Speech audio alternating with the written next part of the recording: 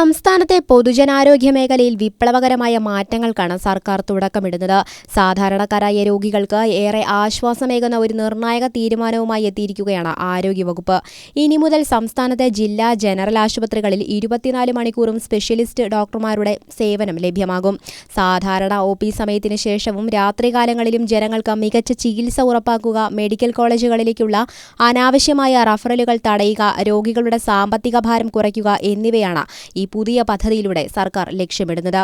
കേരളത്തിലെ സർക്കാർ ആശുപത്രികളിൽ വൻ മാറ്റങ്ങൾ കൊണ്ടുവരുന്ന ഈ പദ്ധതി 6 മാസത്തിനകം സംസ്ഥാനത്തുടനീളം പൂർണ്ണമായി നടപ്പിലാക്കാനാണ് തീരുമാനം.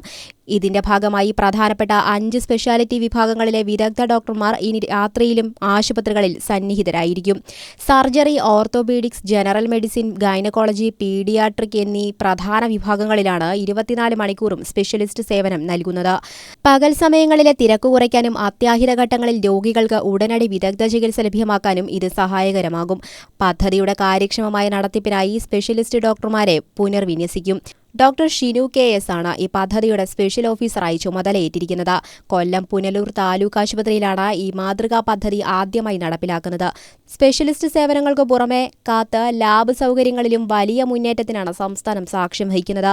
ഹൃദ്രോഗികൾക്ക് അടിയന്തര ഘട്ടങ്ങളിൽ തടസ്സമില്ലാതെ ചികിത്സ നൽകുന്നതിനായി തിരുവനന്തപുരം ജനറൽ ആശുപത്രിയിലും കൊല്ലം ജില്ലാ ആശുപത്രിയിലും ഇനി മുതൽ 24 മണിക്കൂറും ലാബ് പ്രവർത്തിക്കും. രാത്രികാലങ്ങളിലെത്തുന്ന ഹൃദയാഘാത കേസുകളിൽ പോലും ജീവൻ രക്ഷാ ചികിത്സ വൈകാതെ നൽകാൻ ഈ സൗകര്യം സഹായിക്കും. മെഡിക്കൽ കോളേജുകളിലെ അമിത നിരക്ക് ഒഴിവാക്കുക എന്നത് ആരോഗ്യരംഗത്ത് ഏറെ നാളായി നേരിടുന്ന വലിയ വെല്ലുവിളിയാണ്.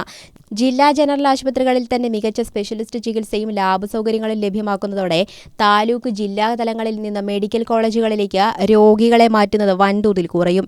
ഇത് സാമ്പത്തികമായി പിന്നോക്കം നിൽക്കുന്ന സാധാരണക്കാർക്ക് സ്വകാര്യ ആശുപത്രികളെ ആശ്രയിക്കാതെ തന്നെ മികച്ച സൗജന്യ ചികിത്സ ലഭ്യമാക്കാൻ വഴിയൊരുക്കും. ആദ്യഘട്ടത്തിലെ പുനലൂർ താലൂക്ക് ആശുപത്രിയിലെ അനുഭവ സമ്പത്ത് മുൻനിർത്തി അടുത്ത 6 മാസത്തിനുള്ളിൽ കേരളത്തിലെ മുഴുവൻ ജില്ലാ ജനറൽ ആശുപത്രികളിലേക്കും ഈ അത്യാധുനിക ക്രമീകരണം വ്യാപിപ്പിക്കും. പൊതുജനാരോഗ്യ മേഖലയെ കൂടുതൽ ശക്തിപ്പെടുത്തുന്ന ഈ നീക്കം സാധാരണക്കാരായ ആളുകൾക്ക് വലിയ ആശ്വാസമാകുമെന്നതിൽ സംശയമില്ല.